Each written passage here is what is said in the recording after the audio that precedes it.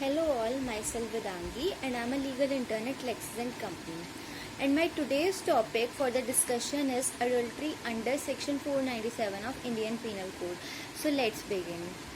The term adultery has been derived from a French word that has been evolved from a Latin verb adulterium, which means to corrupt.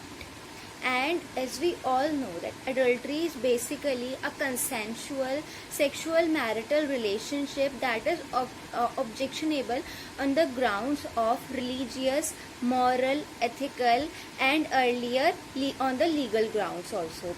And since the last 158 years, adultery was considered as a criminal offence. But after the judgment in Joseph Shine versus Union of India in the year 2018, this offence was decriminalized and now it is only a civil offence, not a criminal offence.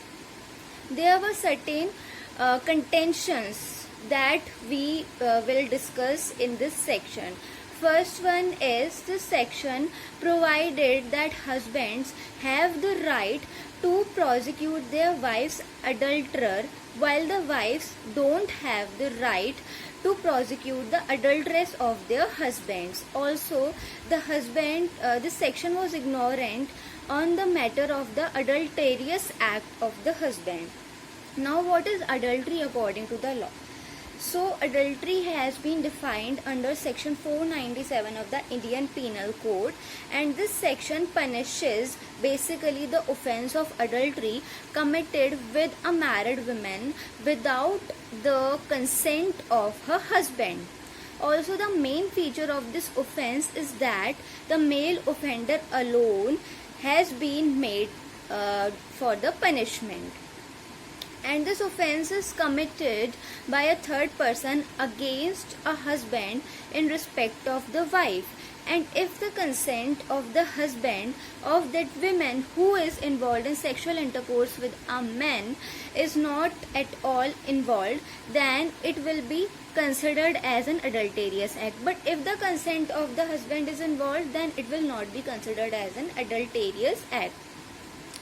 In 2018, section 497 was struck down in the Joseph Shine versus Union of India case, and the 5-judge constitutional bench consisting of Justice Deepak Mishra, Justice Indu Malhotra, Justice Nariman, Justice Khanvilkar, they basically held that in the matter of any aggrieved spouse commits suicide, then it will be considered under the section 306 of Indian Penal Code as abatement to suicide.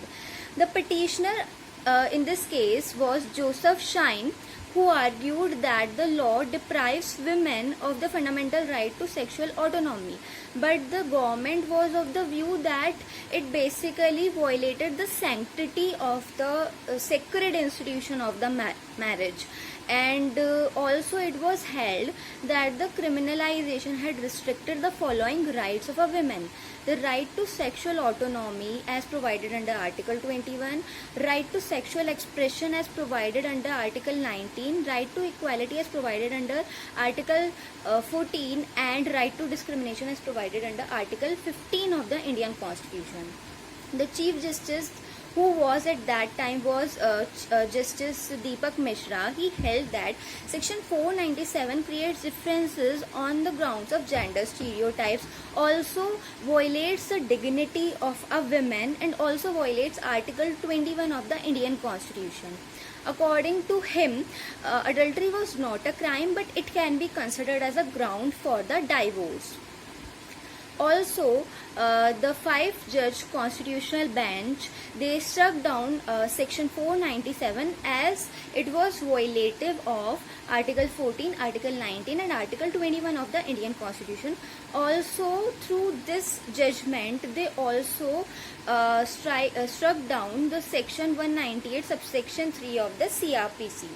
Now, there are certain essential ingredients to this section, the concept of adultery. First one is sexual intercourse by a man with a woman who is or whom he knows or he has a reason to believe that she is the wife of another man. second is such sexual intercourse must be without the consent of the husband of the women, and such sexual intercourse must not amount to rape. There is a slight difference between adultery and rape. First difference, if we can say that adultery is defined under section 497 of the Indian Penal Code, and it is an offence related to the marriage. Rape is an offence which is defined under section 375 and 376 of the IPC, and it is an offence relating to the person of the woman who is a victim of the rape. Second difference, if we can say, is that in the case of adultery, the consent of the women is immaterial, but the offence of rape is basically committed against the will of that woman.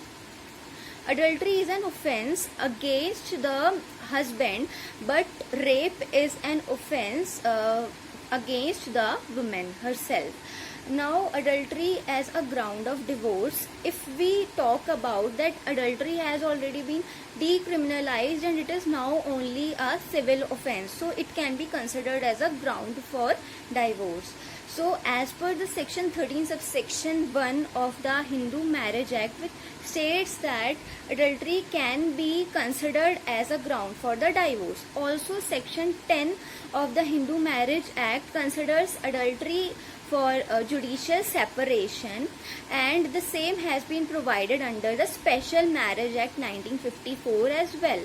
Now what we can conclude from the entire discussion is that the decriminalization of adultery is basically a step towards a progressive society, and but somewhere it is like lowering down the dignity of a woman, and the people need to take into consideration the sanctity and the sacredness of the marriage also. Also, it can be seen that our country is developing, it is progressing, but it still needs to develop, it still needs to rise, it still needs to eliminate the gender based inequalities, and the society should also rise from the patriarchal mindset as well. So guys, this was my discussion on the topic adultery. I hope you all liked my video. If you guys have any doubts regarding to this video, then you can comment in the comment section. Also, don't forget to subscribe to our YouTube channel Lex Click, and we will meet in the next video with another topic. Till then, bye.